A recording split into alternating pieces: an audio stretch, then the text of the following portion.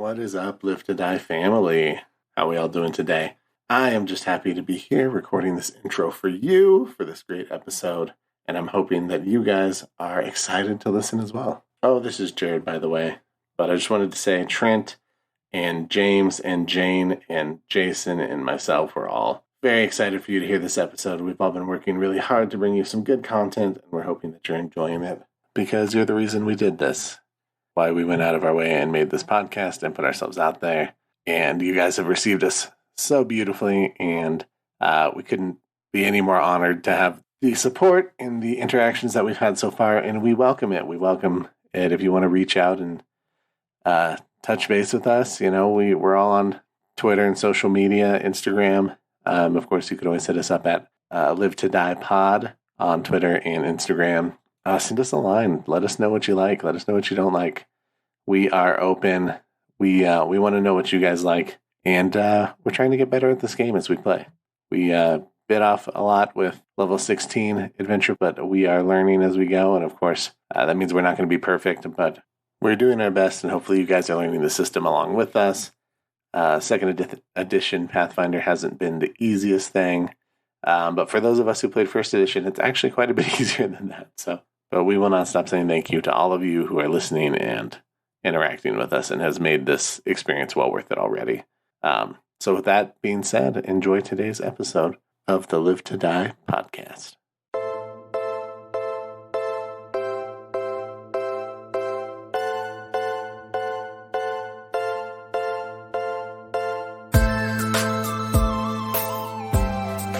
Roll dice, be nice, and stay tuned. This is the Live to Die podcast.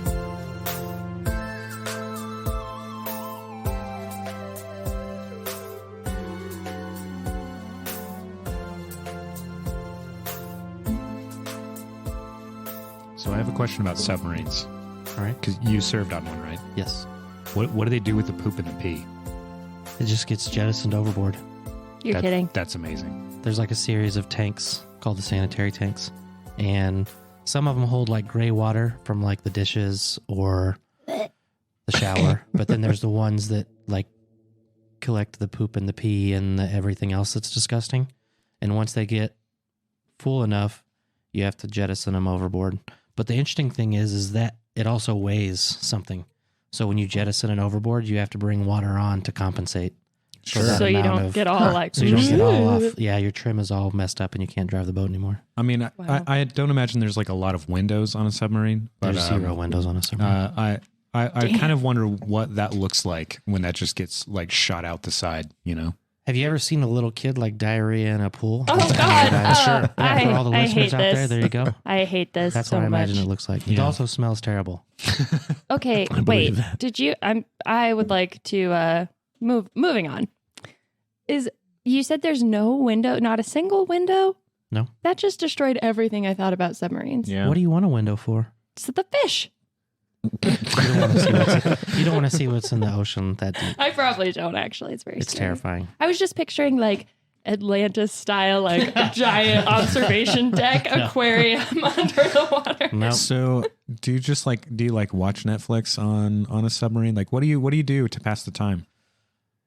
Download a lot of stuff in the computer age. Like before that, when it was really easy to just have stuff to watch, there was a lot of books. I read a lot of books underway. That sounds like a really lonely life. I'm not going to lie. It's very secluded, yeah. And it's like, even though you're underway with 150 some odd dudes at the time, because there was no women on submarines when I was in. Right.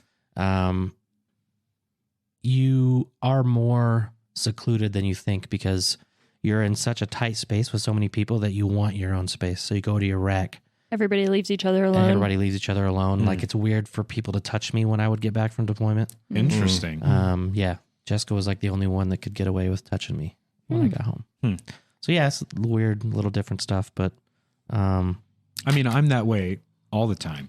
Right. But I think a lot. You don't there's even a have lot an of- excuse. don't touch me. There's a lot of people that are like introverts that join the submarine force because it's like, oh, well, I don't have to live in a floating city with 5,000 people. You just stuck in this metal dildo with 150. No wonder the nuclear submarine force has morale problems.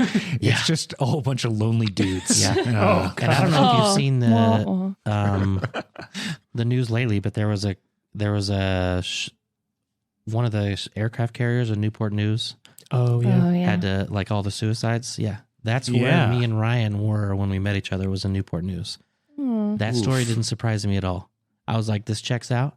Every ship that's ever been in Newport News was probably going through this situation. It's fucking terrible. Oh. But you met your best friend Yep. there, right? Met my Ryan, best friend there. Ryan's like your Mhm. long-term buddy. Little Yeah. shout out to Ryan. Shout out to Ryan. Ryan. Ryan, I don't know Ryan. you, but I hear great things. 10 of 10. Would friend again. Yep. He's pretty cool. It's not an original joke, but one of my favorite concepts of humor is the idea of doing normal things, being in a normal everyday situation with an abnormal thing. And so I always like the idea of like parking a submarine. yeah. Or I was giving Trent crap about this the other day because he was talking about like a big pickup truck. And he's like, Yeah. where am I going to park it? I was like, dude, just drive over other cars, park it wherever you want. I'm getting a pickup truck, and I don't know how I feel about it really. Just use one spot, please. Yeah. No, that's my intention. Request. Yeah. And just straight in the spot. It doesn't have to be sideways. Yeah. What was You your know. car before? Was it like a Golf? There's a Honda Fit. Okay. To a So truck. he It's the size of a golf cart. when Yes. I met Trent, he had a Honda Fit that was like orange, right? Yeah.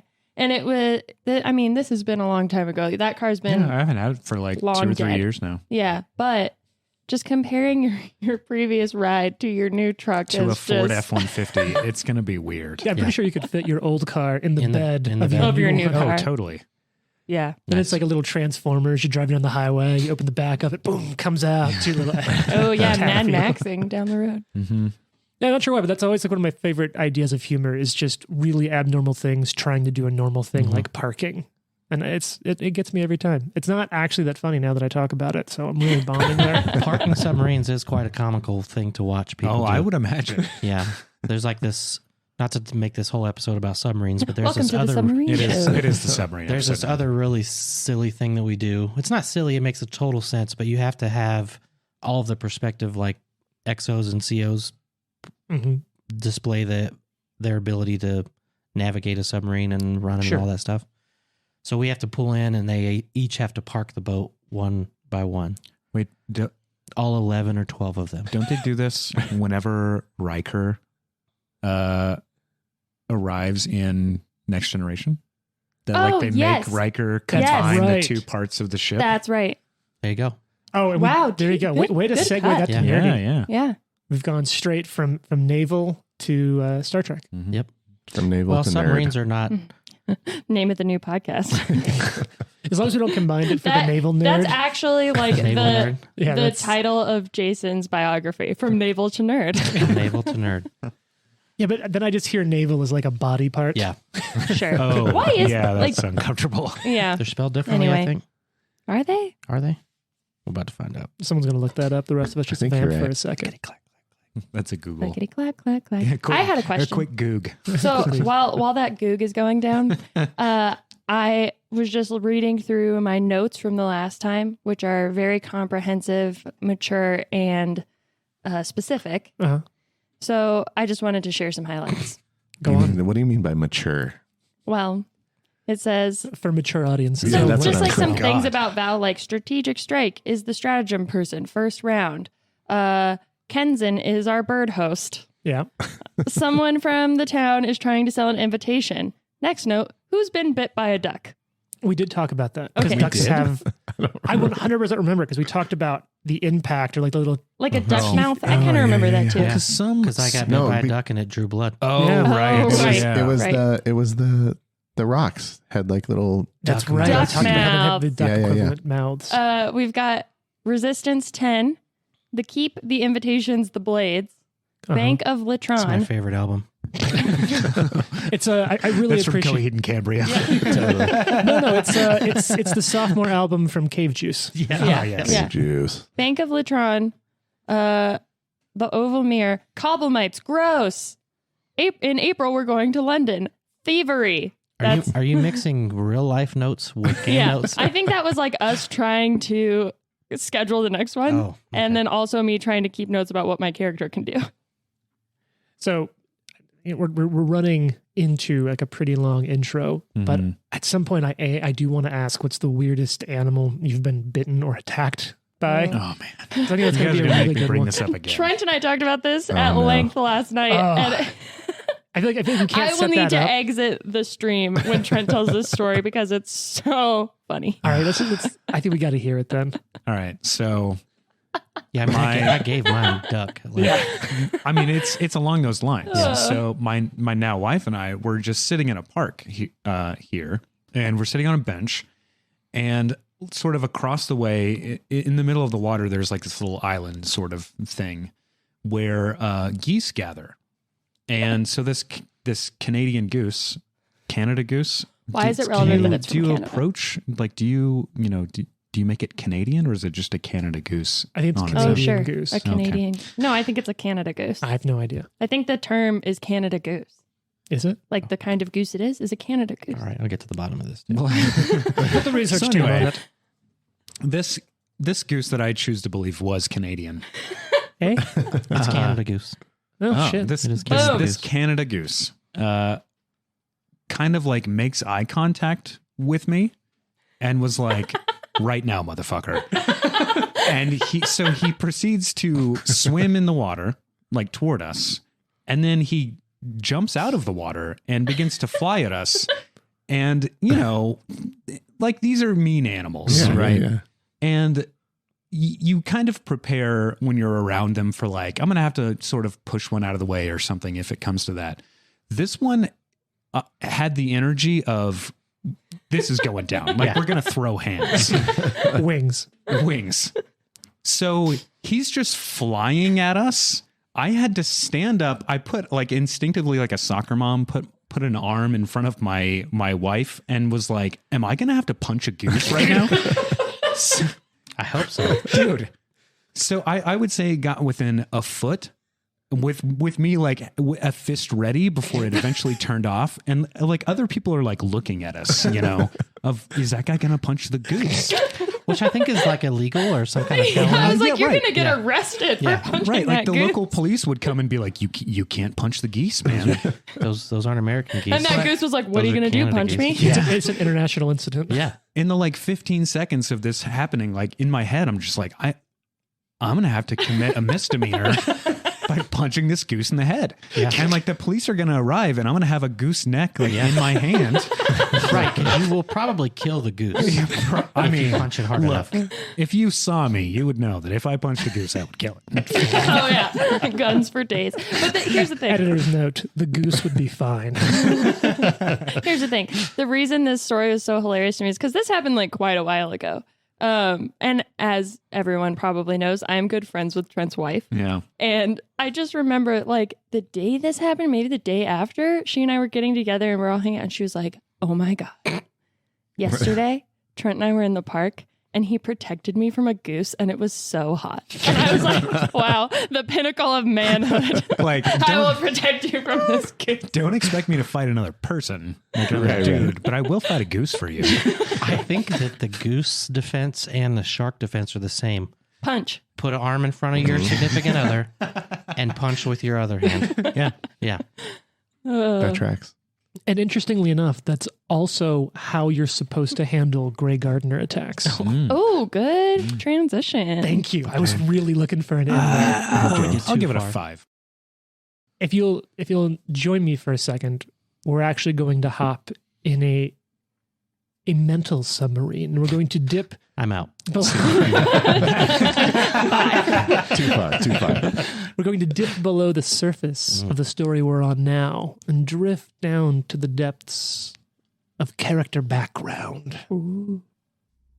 Near a small pier, on the edge of a bustling harbor, shrouded figures begin to slowly materialize and become visible against the dim, starlit shore.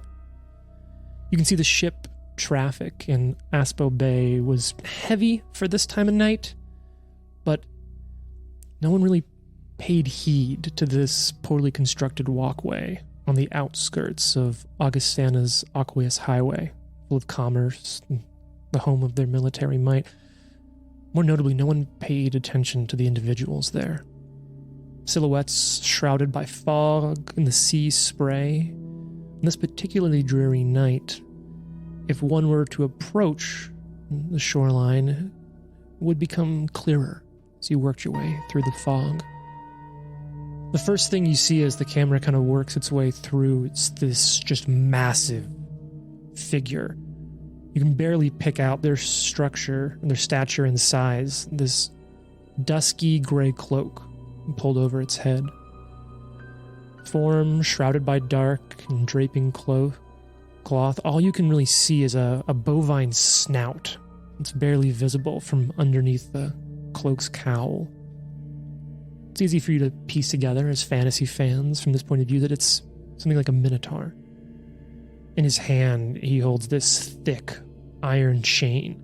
And as the camera works its way down the chain, you can see where it's fastened to shackle after shackle, maybe a dozen or so children? No, halflings you can see from their face of all ages and size are secured along this chain. Right now they're standing in silence, their postures stiff and sort of at attention as the Minotaur paces back and forth. Finally, the camera's at such an angle you can barely make out his eyes underneath the hood, this intense gaze cowing all of them, no pun intended, into silence. Changing the perspective a little bit, you can see that in front of them and closer to the water's edge, there's 3 more figures, all clothed in maroon cloaks. Around their shoulders, the hoods over their heads. You can pick out at first an older human male, short-cropped, stark white hair, finely groomed goatee on a square, broad jaw. Looking at the 2 figures with him, "You took care of the guards, I assume, Nicoletta?" The woman he's talking to is striking. There's long, honey-colored spirals of hair cascading down a youthful and striking face. She rolls her eyes. "Yes, Father, we understood the routine. The on-duty patrolmen have been paid sufficiently to delay their wandering in this direction. The evening is ours." "Good." He turns his gaze back out to the sea, the spray splashing up in front of him. He's pacing nervously, each time just a bit closer to the restless waves. "I've never seen him this on edge," the woman whispers to the other figure at her side. She looks into their eyes, searching for reassurance, calm. Lord Damasi is a savvy businessman. He knows what he's doing, and if for some reason things go poorly, well... The words trail off as he turns his head towards the menacing Minotaur. The 2 share a smile. Nicoletta's posture goes from tense to relax a bit, her body language sort of softening into the figure you now recognize as Valen Fox. His familiar blue skin visible as he pulls her into a warming embrace against the cool, damp night as they wait for something to happen. It might just be minutes, but in the tense evening it feels like hours before through the mist you can just begin to see the outline of a rowboat gliding towards the damaged jetty. It gets to the edge, settles against it. You can see 2 powerfully built creatures standing from rowing and beginning to tie down the small vessel. They're large, vaguely humanoid, sporting frills that sort of encircle these angular fish-like faces, sharp, needle-thin teeth, yellowed, scales coming back from what at first appears to be skin, now showing more of an emerald green fish appearance. Behind them, though, a lithe, more humanoid, feminine figure slips out of the boat, almost gliding agilely up onto the pier. Clothed in fine robes that seem to keep away the moisture of the evening, perhaps even repel them, you can see lavender eyes shining, cunning, and intelligently looking over the scene. Her pointed ears becoming visible, pale blue skin make it clear what you have here is an aquatic elf. The human Lord de Mercy, pushes his hood back, goatee prominently displayed, strong white hair, as he walks forward towards the elven woman. Her Sahuagin bodyguards, bearing vicious-looking tridents, spring them forward as if to defend her, but with a wave of her hand she dismisses them. They return to standing at the edge of the pier, just on guard. Lord de Mercy looks up. "Anara, I presume?" She nods, taking in the group in front of her, and moves towards the shackled halflings. She looks them over one by one, not saying a thing, inspecting each as if they were produce at the market, not living creatures. After looking over the dozen or so slaves, she approaches Lord de Mercy again. "It seems as though you have kept your word, so my kin and I will as well." She produces a pouch, hands it to him. The Lord inspects it, pulls out several of the valuable gems, eyes them over before placing them in the bag, tossing the bag over to Nicoletta. "Thank you, and thank your kin for me. I believe this partnership will be fruitful for us all. I can have more in 2 weeks' time if that's agreeable." His tense demeanor turns more businesslike as the tone of the interaction shifts from the initial distrust to intense, tense negotiations. "Another dozen or so will be fine, Aldous. We'll bring the same payment in 2 weeks. A pleasure." She snaps. The Sahuagin guard take their chains from the looming bull-headed guardian, and they begin to lead the halflings.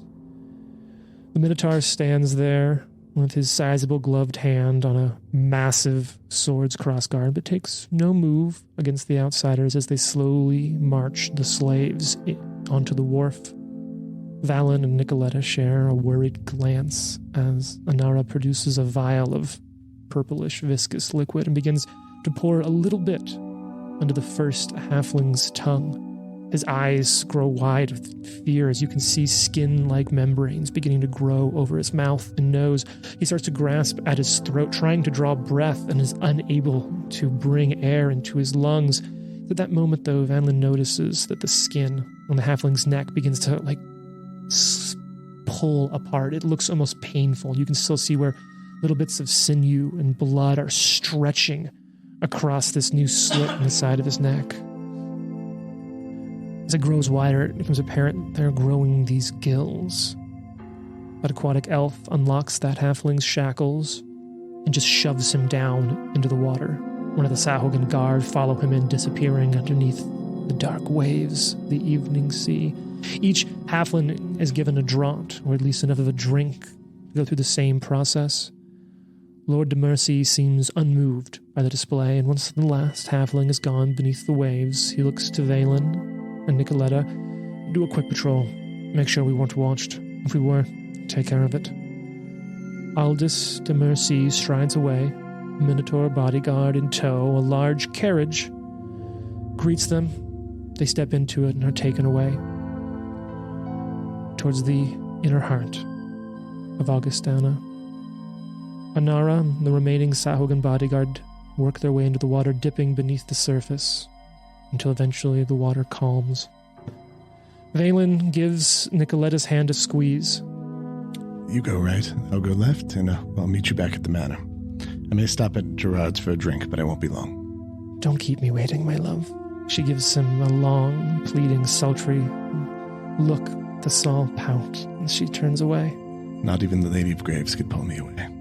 He gives her a wink, moves in the opposite direction down the now cold and humid street. He gives a convincing show of scouring high and low for prying eyes until he's out of sight and assuredly alone. Valen meanders for quite a while before entering a seedy tavern, the sign above the door reading "Restless Spirits." He finds an unoccupied corner booth, pulls up his hood, produces a small book. Imagine the camera angle kind of shifts over his shoulder, goes in for that detail shot. You can see musings and reflections written out in this book from times past. He's flipping through them until he finds a blank, almost final page in the book. Small charcoal pencil comes out and he writes, "Everything is going as planned. I'm close to the heiress, but many obstacles are still present. I will need more time." there's something about the charcoal as it materializes on the page that makes you wonder if it's more than just simple writing. Perhaps there's something magically at play as they almost disappear into the page. They're gone within a few moments. As that happens, Valen puts the journal away and just sits there, waiting. It's not long before a camera angle changes over the door. The same sign is visible. A hunched figure works its way into restless spirits, hobbles its way over to Valen's table. You can barely, underneath the hood, make out eyes underneath a dark, somewhat gauzy, transparent veil. Valen knows that the cane this figure is walking on is more than just a walking aid. This figure sits down in the booth opposite the halfling, leans in very close. What did you see? Valen asks him, staring down at the gloss of the wooden tabletop. I saw enough. Drosharis replies, Oh, shit. Can you help? I am afraid I must. So we start to pull out of that moment. And I imagine there's a little bit sort of similarity in that scene between these two as we go back and travel forward in time. Can't believe you guys did a sneaky scene without us. Know each other. Here's the thing. I'm really glad that worked out that way because, like, through the majority of that, I was like, Fox is a dick. Selling halflings to the ocean You know? people. You gotta do what you gotta do to make a living. Like, I have been very misled about the character If you of want to this make an omelet, you got to character. break some eggs. I think you've touched on it a couple times that you have this sort of like infiltration and disruption Right. background, but it's interesting to see that. You're a freaking spy. Kinda. Dun, dun, dun, dun, dun. But now I like to think about sort of seeing the two of you leaning in close again and trying to figure out what to do, because we're in Litron. We're in a map store called The People's Maps. And Original. yeah, it's, you know, it works. Maps. It's one of those names which you're like, oh, what does this place do? And they're like, oh, it's maps For the people. For the people. by the people, Maps for the people. of the people. It's like the FUBU version of maps. Mubu. And so you're in here, and around you are a couple of notable things. There's at least one Grey Gardener assassin body. There's the body of Yep. this really strange, remember the sort of like hulking, multicolored eyed, weird, hooded, Oh, large yeah. creature. Sure do. There's a small, the proprietor of this shop, Tristel Liendi, is kind of freaking the heck out. Because if you remember exactly where we ended, was while you were talking to Tristel, you found out some interesting information. She'd been tracking the location and movements of the gardener's famous Final Blade executioners. Well, the executioner's blades called Final Blades. And she'd noted, well, actually, I believe it was Val who noted that they were being moved into the largest population centers across the countryside. And it was right as you figured this out, there was a knock on the door. And I think like 2 eyeballs floated in through round cracks in the door. And that's when this fight erupted in there. And I think the fight went totally fine, right? There wasn't anything weird that happened? I Nothing mean, weird. they Actually, dragged him, or he was outside and they had to drag him back in, right? Oh, that's right. I think if we actually have just like 30 seconds Sure. before, you know, these people bust down the door and kill us all, Of course. I think Val would look over at Fox and be like, what was that? I did what needed to be done. Oh, what? Oh, no. What have you done? Bring him here. No. Don't try to fix this guy. I just now killed him. What? Oh, why are we killing people now? He's a great gardener. I'm not saying I have any objection to him being dead. I'm just saying, did we have to do it in the town square? If we didn't do it there, then where would we do it? All right, This is fair enough. no. This is unacceptable. Listen, Watson- if we have to kill every great gardener along the way just to cover our asses now, I guess there are worse things. And so you're at that point now. I can imagine Fox and Drosharis in there. You've just closed the door, bringing back in this Grey Gardener that attempted to flee from your fight at the end. Fox and Valentine chased them out into the street, killed them in public. Now, there was some disruption to it. Watson threw up a wall of whirling wind, kicking up some dust, and Drosharis had a moment to sort of summon this inky, dark mist to obscure, but there was a moment where people outside could see a rare sight. A gardener being chased down like the prey of a hunt. And though it may have been in mist, Fox executing them. After a cowboy speech. After a cowboy speech. Yeah.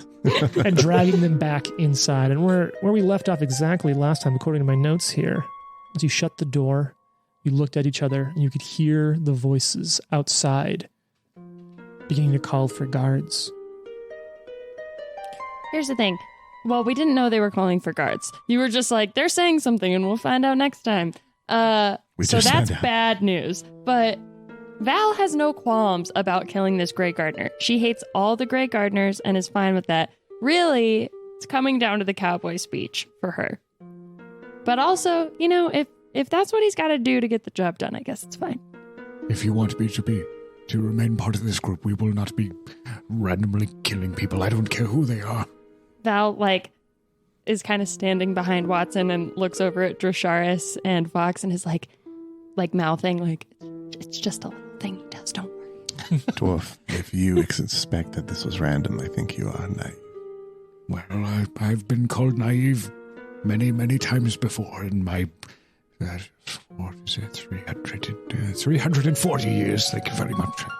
And no, absolutely not. And he bends down and begins to administer medical aid to this person bleeding out. Val rolls her eyes. Oh, we can at least glean some information. Regardless, the guards are coming. We must act quickly. Oh. Can someone lead them away? Val wants to go over to the door or a crack in the door or the window and see what she sees outside and do a perception. It's not a perception anymore. Yeah, perception's still Perception, a thing. okay. Sorry, this is going to be a secret check. What's your perception bonus? My perception bonus is a plus 25. Nope. And she just wants to see what's going on out there. So you look outside and you see a crowd sort of tentatively forming in a semicircle. No one's getting too close to this obscuring mist that appeared, because why in the world would you get closer to an inky black magical mist that people just got murdered in? I believe it was described as olive drab. Sure, so this olive drab mist. And you can hear the cries coming for the guards. It's an odd situation. I don't think it's hard for anyone to sort of mentally think about the gymnastics they're having to do. Obviously, the gardeners are here in this town, and no one is particularly a fan of them, but no one wants to be seen being not a fan of the gardeners. So you see a small crowd on the outskirts of the street, sort of giving you a little bit of distance. There's maybe 13 people you can pick out really quickly coming to the edge, probably more on the way. Okay. We have to go. There's other people in here with us, is that right? There's the halfling map maker, Trista Leandi, and she's losing it. That's not fair. This has been a very traumatic experience. Sure. People just bursted in here to kill her. All of you killed them instead and were then seen killing a gardener. Okay. Val is going to look at Trista Leandi and be like, come with us or stay here and get framed for the murder of a Grey Gardener. We have to go. Even if I leave, this is my shop. This happened here. Everyone's going to know that I was involved in the garden. It's okay, darling. Is there some sort of basement or some such place where we can hide out? You could go behind my map table, but no, it is just one way in and out. Oh dear. It's yes, it's not so good now. How many gardener uniforms do we have? You killed 2. There was the giant, sort of muscly, fleshy eyeball creature who wasn't wearing anything. I would also like to retroactively say one thing. Go As we on. were dragging the guy's body back in, Val definitely picked up her gun. Sure. Sure, yeah. That did happen. I don't know. I think No, you jumped the gun by saying we went inside. I grabbed the gun on the way. Look, I may have jumped the gun, but you dropped the gun. Okay, shut up. Yeah, you were trying to pick it up. One guy out there is like, hell, this fucking awesome gun I got. So, The town guard show up. Drop the gun. yikes. We have two options. We can try to lie our way out of here, or we can. We should all tie ourselves way up out. and like sit in the corner like, oh my god, they got us. I'm going to be perfectly honest with you. I am a terrible liar. He is a really bad liar. If Val and Drasharish can put on the costume or the Oh yeah, didn't and we you talk guys about tie this? yourselves like and we'll- you tie ourselves apprehend us. We should. I'll gag you so you don't have to talk. We're doing the. We're gonna We're gonna do Chewbacca the this guy. Chewbacca this Yeah. In a game recently, this is how we all died. So let's hope that it goes well. Let's hope that it goes better. Oh dear. My plan was also that Val was gonna make it look like the owner of the map shop got murdered. You know, like drop- She's like, wait, we're gonna what? No, I'm not really gonna kill her because I think she still has like information for us, and so I think we should still just try to bebop and scat out of here. But Scooby-Doo. Everything's fine here. Bye. How There's are still you? obscuring mist out there, right? Like we could just run away. You do have a brief window in which you could just boogie. Let's boogie. I think Fox before we boogie looks at Trishelle. Is that her name? Tristel. Tristel. A little Yes. illustration here of a halfling with large circular glasses and curly red hair, who here looks happy, but right now, Oh, It's we not talked happy. about this. She looks like the lady from Cheers. that's right. yeah. Oh yes. Oh yeah, Carla. Yeah. And he says, "Who are these people?" And he pulls the masks off the Great Gardeners. I do not know. They just people, I suppose. I mean, this one looks slightly familiar. Perhaps I've seen him around town, but that's the fear of the gardeners here. No, there could be anyone who is not a gardener could be an informant. You can't even trust your own family. If I am to help this man, we have approximately 18 seconds. So, what are we going to do? All right, quick vote: boogie or try to lie our way out. I say, dip.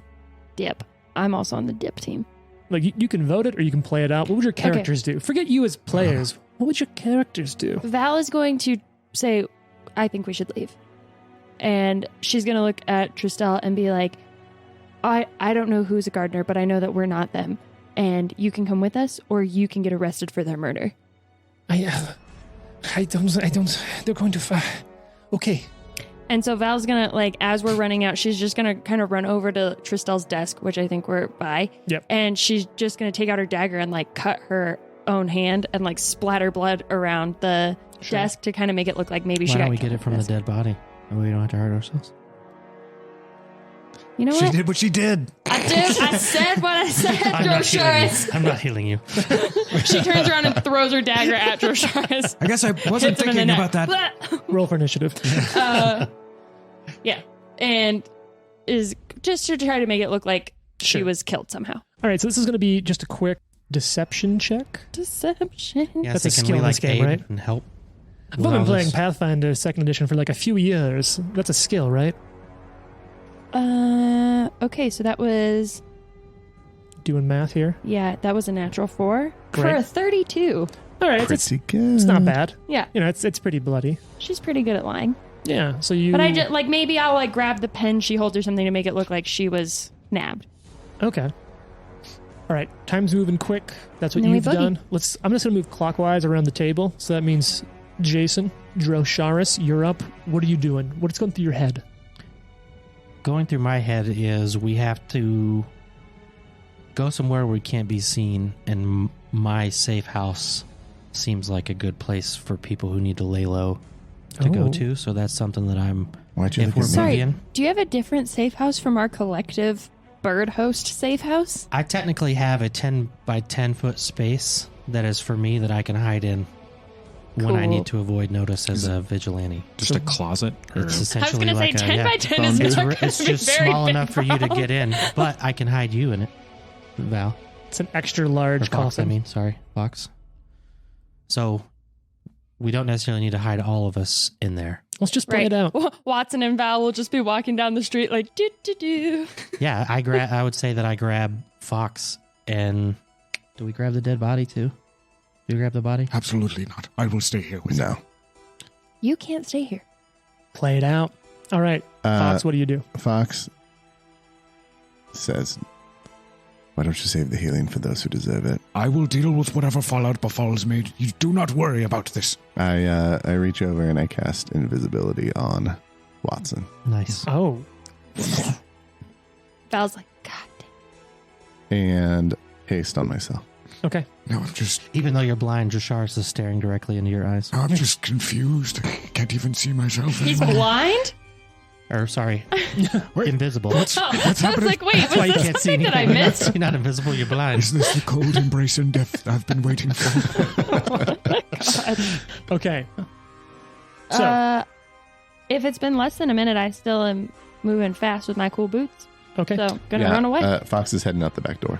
There's no back door. There's one door. Window? Windows. That does not seem up to code, and I think you're lying. I have a map right here. There's no windows in this thing? No. There's not a single window, and there's only one door. Correct. Oh, it's a double door, but yes. Do you have any more of them mist?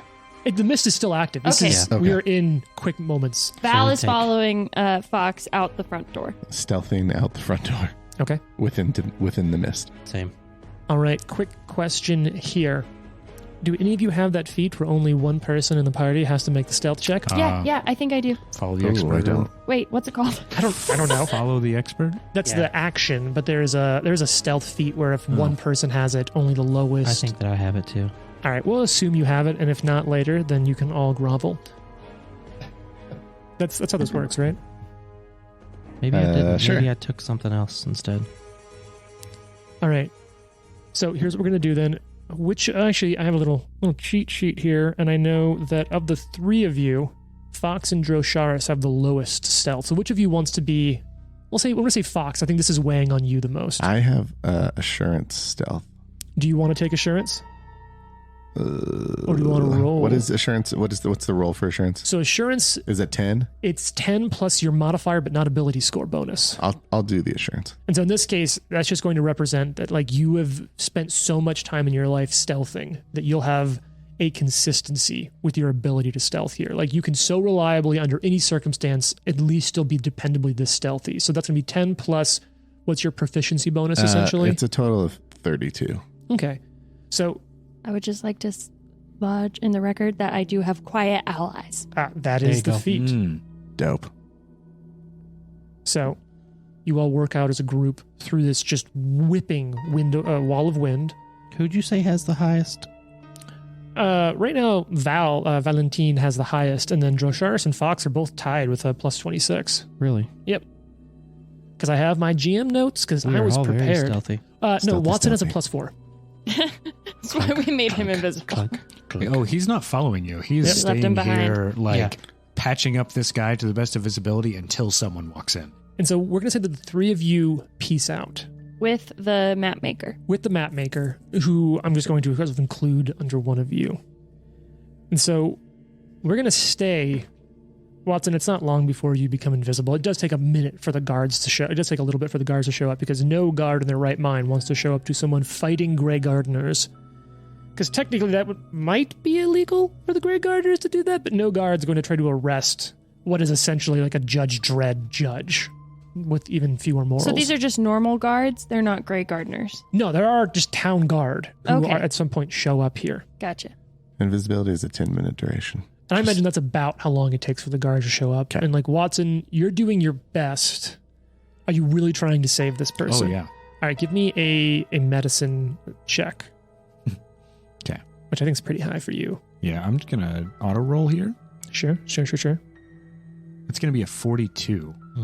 So you're able to stabilize this. Of course, the other one is dead. And of course, the weird creature that you don't really know what it is, but the thing with all the eyes sort of in its folds of exposed raw, like muscle flesh is definitely dead. Gross. So this person becomes conscious.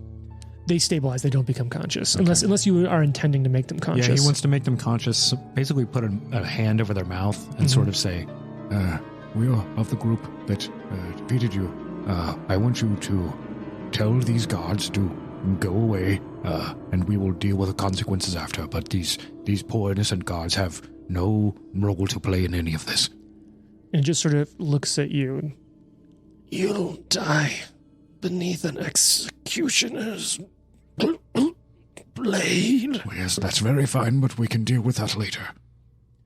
And sort of right at that time, door slams open, and there's a small patrol of these guards that come in, dressed in mostly leather, a breastplate here or there, bearing just the symbol and arms of the town of Litron. There is nothing more detrimental to a Pathfinder game than a moral character. They come in, they see you, got kind of like, imagine like musketeer hats, almost like puffy sleeves, sort of the rakish hats. I like your fancy clothing. It's an odd way to greet people. They're just, you're surrounded by dead bodies. I'm only dressed in last Are you season's still rhino invisible? Or are hide. they just hearing this? Like, No, he's microphones visible at this exploded. point. They come in, the lead guard. What did this that happened? Oh my gods. What has happened here? Who are you, dwarf? Well, hello. My name is Watson Himmelder. I've come here from a long ways away. Mostly I've just been about sort of healing people during the festival, you see. One of the other guards steps forward, places a hand on the first one who spoke. Yeah. Do not listen to him. This is not for us to deal with. Just take him in. Let him explain himself to someone who can listen. Someone who has the power to listen and not judge these. Shit. You see these masks. These are the gardeners here. This is not for us. Just get him out of here. And two other guards come up with manacles. I say we leave him. Three of you are already gone. You Yeah. are out of here. You're in your 10 No, I know. I'm just saying. It's like, this seems bad. This seems like bad news. I mean, my plan was to drop this guy off and eventually find you. If you're in jail, that's going to make it harder. We're playing this out. All right. I like the shrug over there just for Trent. If there's like But I'm not manacles saying on I'm him, upset about that either. if Like, he's being like walked away, he's just kind of like, Hey, do you have any porridge in your keep? I will say it's been a hot minute here since I've had a nice hot meal. Are we going to have a jail break we're going to have a episode? heist. My God. Heist episode. Tonight is gonna be jailbreak. We let the non-stealthy guy get arrested. And Yeah. then we're going to go get him. Yeah. Classic misdirection. But we all need to sleep tonight. That way we have all of our stuff. We'll Yeah, see you no joke. tomorrow. Good luck in there, buddy. So That's Wat- what you need to spend a night in jail. Think about the nice things that you did. Think about what you did. things you did.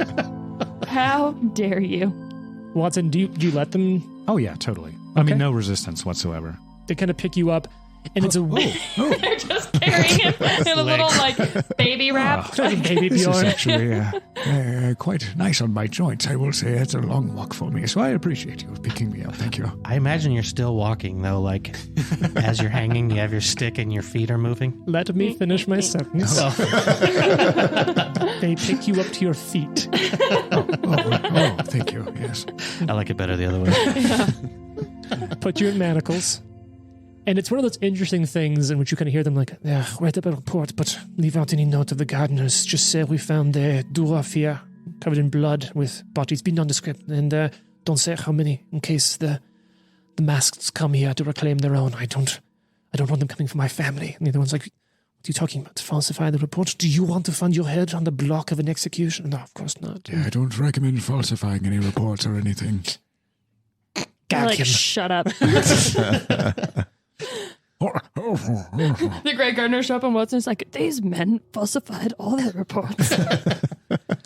So while he's sort of being walked away, Yeah. he's looking into the sky for birds and sort of making the Oh, Timothy. he's sort of relaying to them like, hey, keep watch, like keep point the path for my my friends about where they're taking me. We're running away and we just see this line of birds like pointing with their wings. Like, right there. They formed an arrow in the air. They're doing like sky art. Yeah. They do the arrow, but they have a side gig too. So then it's like, come down to Chewy's for half off sausages. Sure.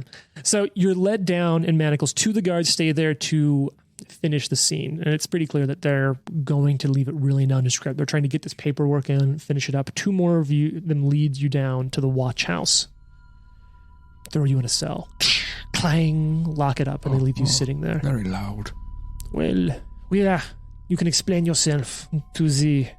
So you can explain yourself later. For now, just... just stay there. Okay. Do you have any, rubber balls and some They spikes walk to away. play? Oh, okay. He's going to start talking with nature spirits in here. Squeak, squeak, squeak, squeak, squeak. He's going to consult the spirits, in fact. Oh, shit. What's that? Roll recall knowledge over 10 minutes to question resident spirits about matters related to their nature. He's literally just like chatting up the dead bodies, nature prisoner spirits. people. All right. So what are you interested in learning? What does it feel like for them to transition between the different planes? It's interesting that you asked that philosophical question because you know We what? are on a timeline. This is Paizo's Pathfinder 2nd edition. So Trent, you know what? There's a rule There's a for rule that. for I'm that. going to go Okay. get a snack. No, there's actually not a rule for talking about transcendence, but there is some really interesting stuff in the Gods and Magic book that talk about how you move to the different planes. Yeah. Most people, as a fun side note, in case it comes up, will find themselves shepherded to a plane of existence called the Boneyard. The Boneyard is presided over by a god called Pharasma. Pharasma is a really interesting god. Pharasma is, I think, hard, true, neutral. Yeah. There's not a lot of gods that are like that. And her whole shtick is about the balance of life and death. The only thing that is anathema to Pharasma is something that attempts to turn back the flow of life. Healing someone, totally fine. Even bringing someone back from the dead can be right if it's sort of a part of fate and time.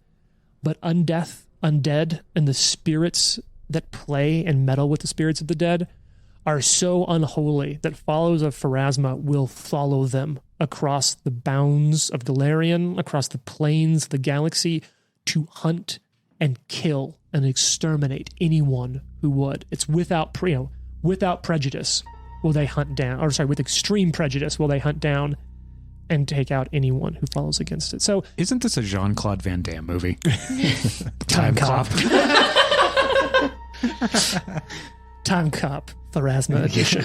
I actually played an Oracle of Time that worshipped Pharasma, and it was exactly the premise of... I really thought you were going to say you played an Oracle of Time that worshipped Jean-Claude Van Damme. Worship Jean-Claude Van Damme. Every Next morning time. he wakes up and just does the splits. That's my monk backup character.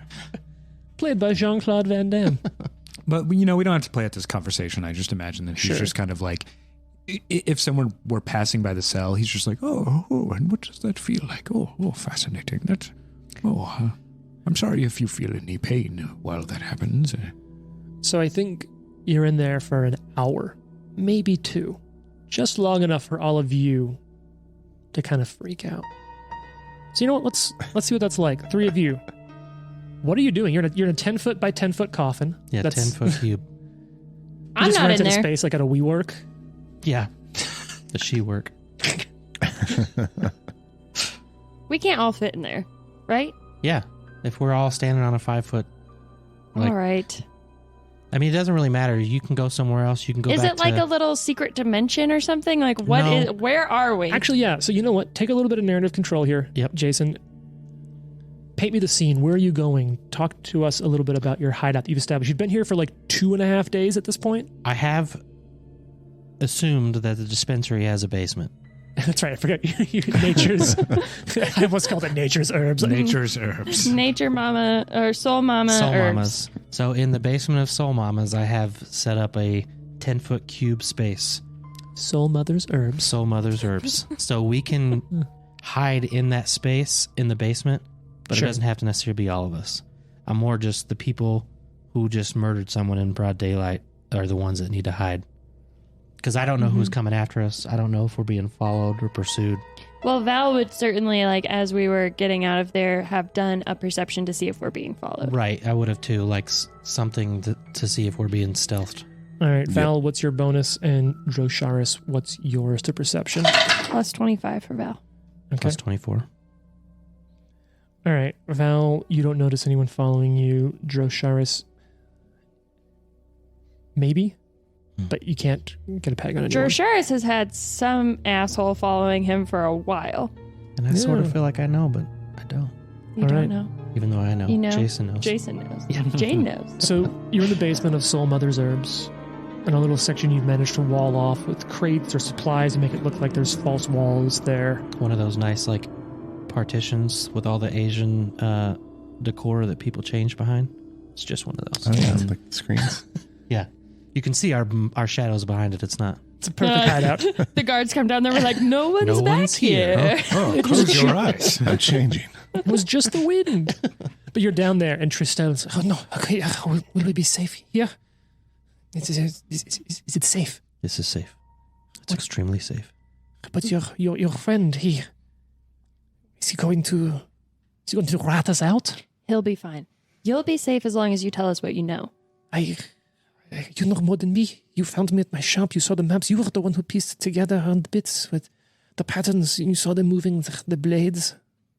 Do I believe her? Yes. Okay. If we were to let you go, would you be a liability? I do not know where I'd go. The guards, the gardeners will know that their ilk, their kin were killed in my shop. I am a dead halfling walking, no?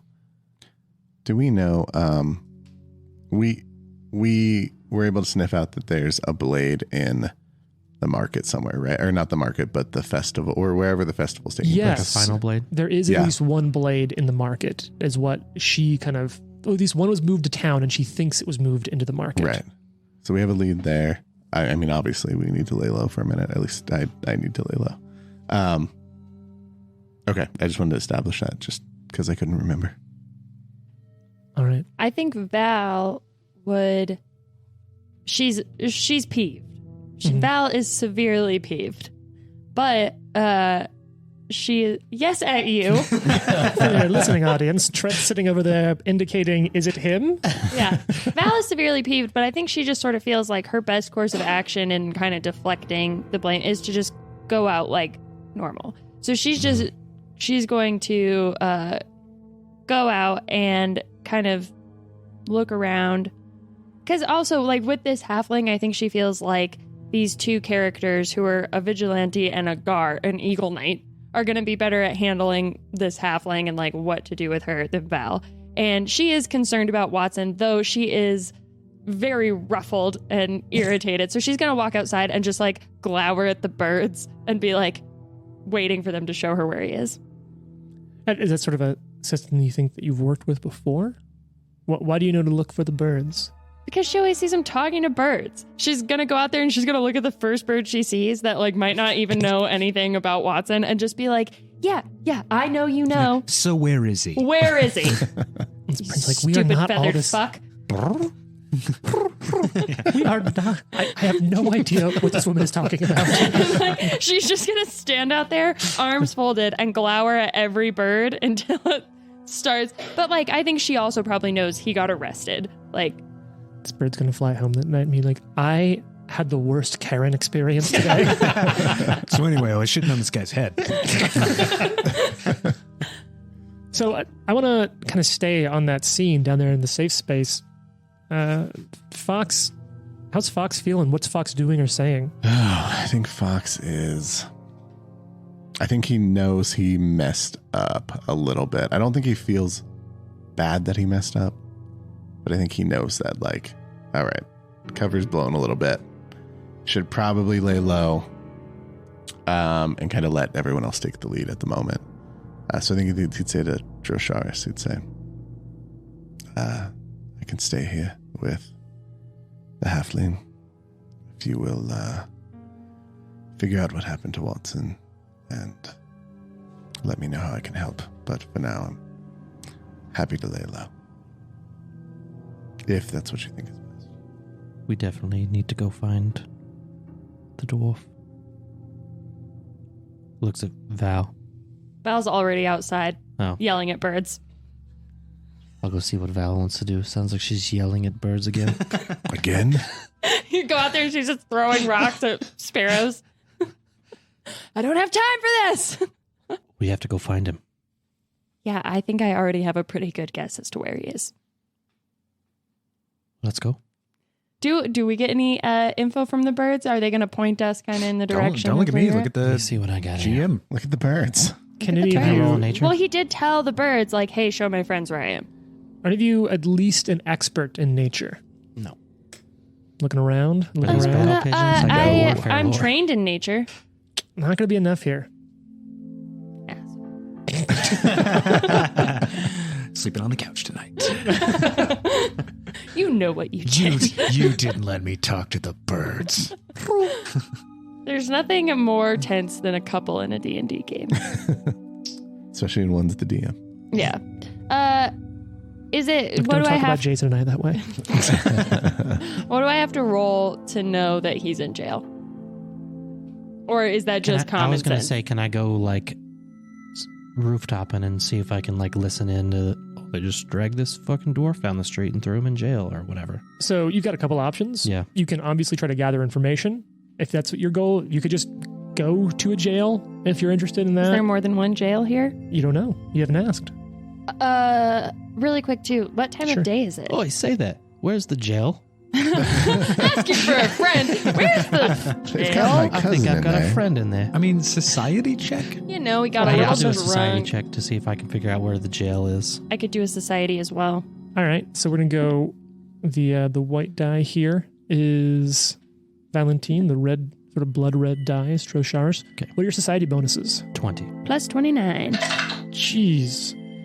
So yeah, you both ask around town, and you're able to quickly find sort of the guard watch house. There's a building that says jail. On the Jail. outside. Giant. Neon arrows pointing towards it. Can you answer my question about what time of day it is? It's evening now at this point because it's been a little bit. It's about time. So I think Val is going to just look at Drosharis and be like, I think we both know the old man is in jail. I say we let the sun go down a little farther and then see what we can do about that. I do my best work at night. I know. And she sort of like rolls her eyes, but That's eye rolling. do I have do we have maybe like an hour before it gets really dark? Yeah. Okay. Val wants to kill time for a little bit. Wait for What did Ty? I want to kill time. Val would We're like gonna to have to kill Ty. All right, can we just get it together a little? Go on. Val would like to take some time before it gets dark and we go full jailbreak mode. And if it's possible, if we're nearby, kind of try to figure out where if that final blade is out in the town or nearby, like where the Sure. festival is. She wants to just whatever she's got to roll or figure out to study that a little bit, see what it looks like, see if anybody's talking about it nearby, or Sure. if she can glean any information. So I guess gather information about that final Yeah, and blade. that's going to be a factor of a diplomacy check. And that's going to be a secret one because you won't know how good or how poorly you do. What's your diplomacy? Plus 24. Wow. Okay. So looking around, you're not able, this as people are kind of going into the evening, you don't find anything new. You're talking around, you're listening. Are you engaging much? Paint this picture for me. Yeah, so where's the final blade? You don't exactly know. You've heard I'm some not rumors. like near it. You've heard some rumors that there might have been one moved into here into Litran, and you've heard that there's one at the monastery, but you've also heard that there's potentially one somewhere in a more public area. You suspect something to do with the like harvest festival, but you don't know exactly where that would be. Okay. So Val's just kind of walking around like shops and different places out in town and kind of chatting people up and explaining that she's new to town and she came from the Harvest Festival and is there any sort of new things going on and people say the funniest things about Litron when you're far away and she doesn't really know whether or not to believe them, like these stories of the final blades and just kind of rubbing elbows with people and trying to glean some information that way. Just leaving Watson to rot. Think Yeah. about what he did. Yeah. Sure. I'm watching guard shifts and people walk and people mill about to try and and I can use like warfare lore or something to do this, to like figure out the best window for us to go in. Okay. This would be a perception check. Okay. It's pretty simple. You're just watching stuff. What's that bonus? Plus 24. Sable, you were able to get a pretty good one. Most of the guards can be working out of the judicial building. It's a pretty imposing stone courthouse, taller than most of the other civic buildings around it, right at the center of the city. Are any of them gardeners? You don't see any gardeners there. Your guess here, or just what you've picked up, is that the gardeners are the ultimate authority in town. But that's not always a formal thing. They're sort of the idea, the premise that there is traditional law here. But you don't know what kind of power it has. Light bulb. Ding. Okay, so if I'm done, Val's going to link back up with Drosharis. What did you find out? Well, one thing I found out is that there are no Grey Gardeners. And I wonder if we could use a uniform as authority to take custody of this prisoner. Or we get more people and we just go in there and get him out. So you're saying sneak in or guns blazing? With guns blazing being a backup Backup plan. to the original. Yes.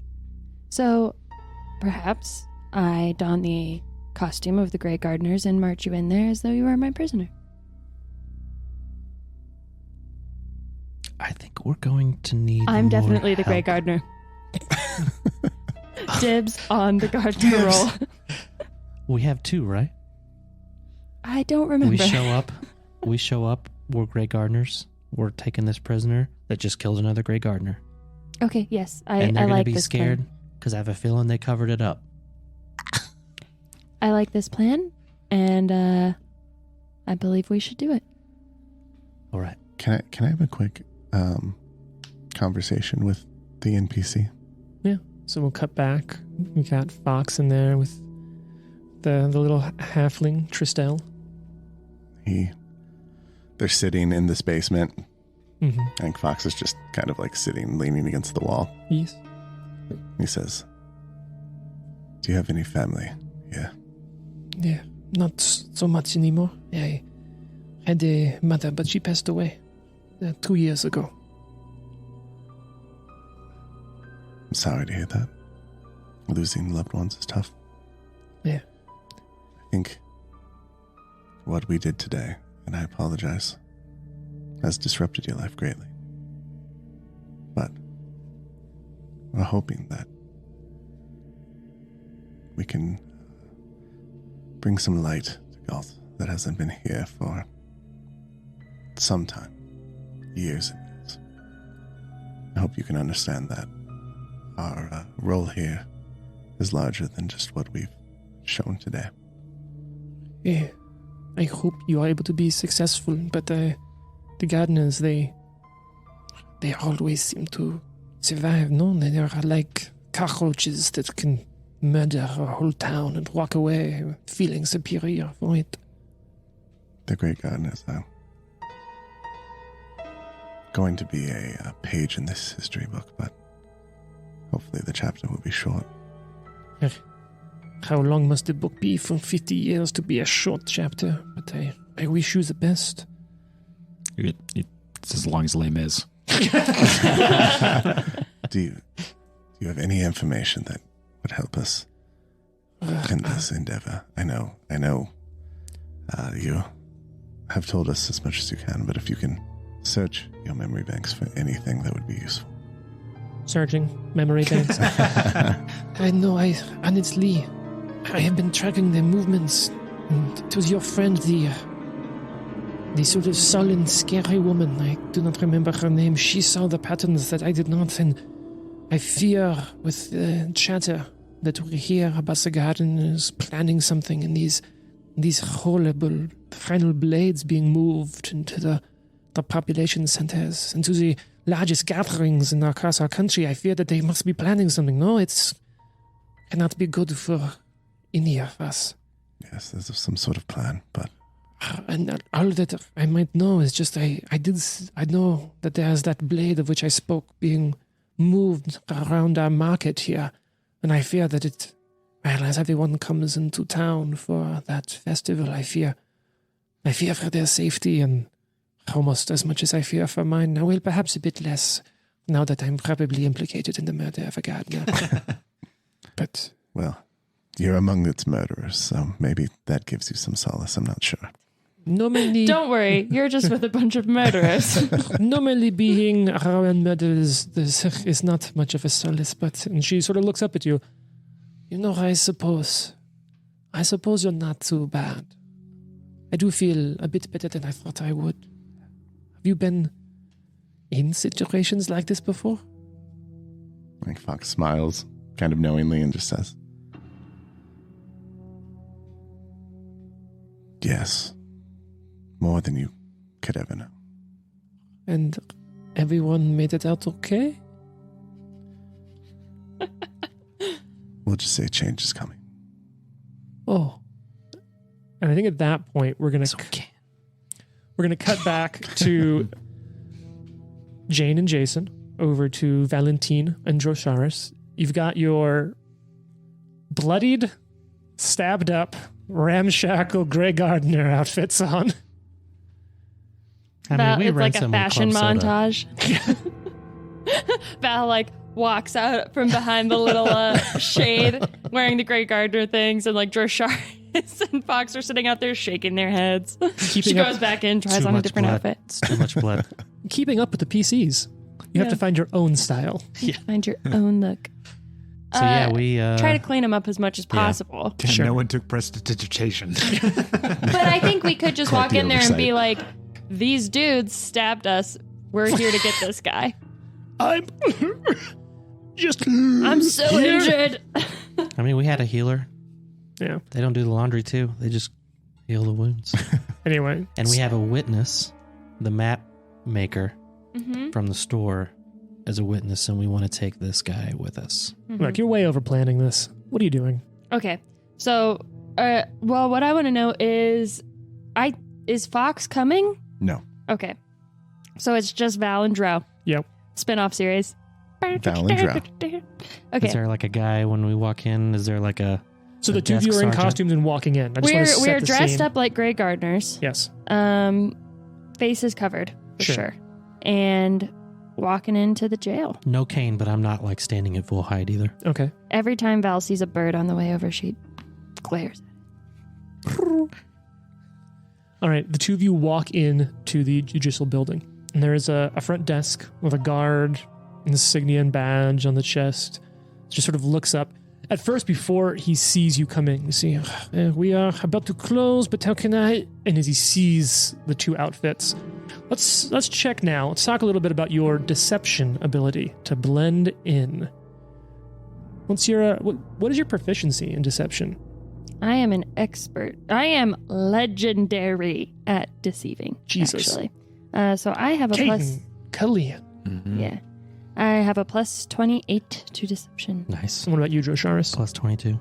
Are you also like an expert, a master? I am I want to say a master. Let me look. Trained. Oh, you're just trained? Mm-hmm. Oh, well, in that case, you could technically follow the expert. Okay. So are you following her lead? Yeah. Yeah. So you're really good at this. Jane, can you just sort of just give me, why is Val good at this? Has she ever done this before? Maybe. Okay. Don't worry about it. Don't worry about it. Yeah, so I think, well, let's put it this way.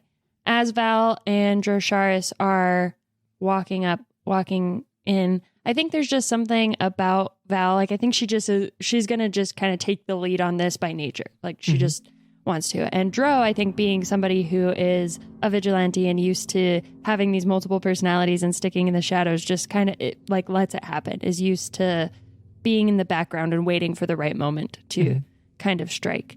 And as he is following her in, it's her body language changes just a little bit, like the way she carries herself.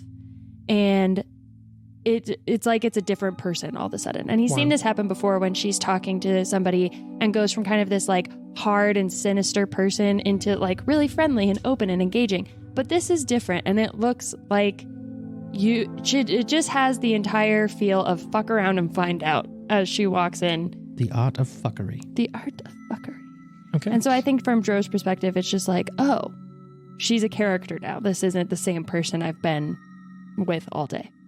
All right. What are those bonuses again? Plus 28 for Val. 22. Okay. And I'm going to leave these as open checks, so go ahead and just roll those for me. And Jason, I'll mentally adjust the DC for you a little bit, knowing that you're following the leader, if you will. All right, what do we got? 33. Okay. 24. Okay. A little bit of mental math there for you following a, did you say legend? Legendary. A legend. Legendarily deceptive. You walk in, sort of looks up as I said, we are getting ready to close, but you just kind of hear his mouth dry out when he sees these two somewhat bloodied gardeners walk in. How, what business do you have here tonight? And Val, whose voice sounds a little different now, just goes, "We are here for the dwarf."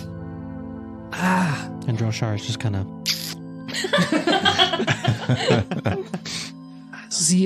He killed one of our own. We're here for the dwarf.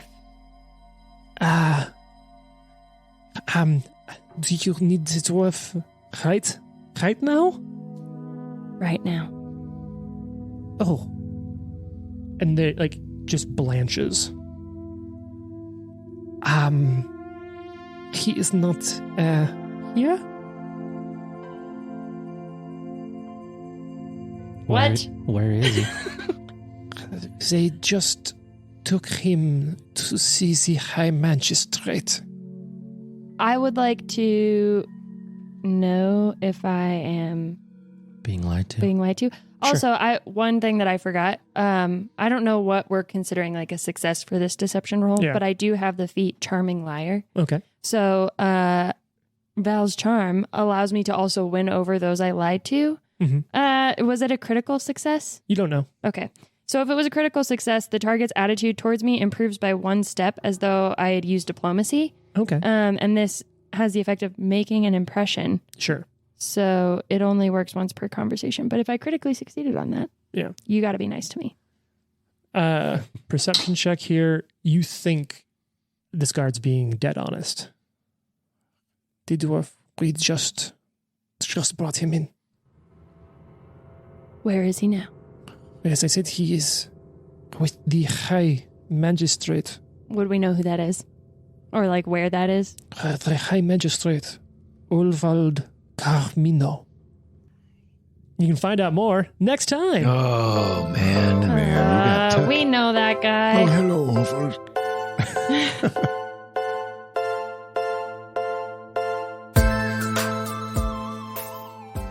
The Live to Die podcast is a production of Live to Die Gaming. Follow us on social media at Live to Die Pod. Leave a review and tune in next week for more. If you like the amazing background audio and music, all that credit goes to Syrinscape. Make sure you check them out at Syrinscape.com.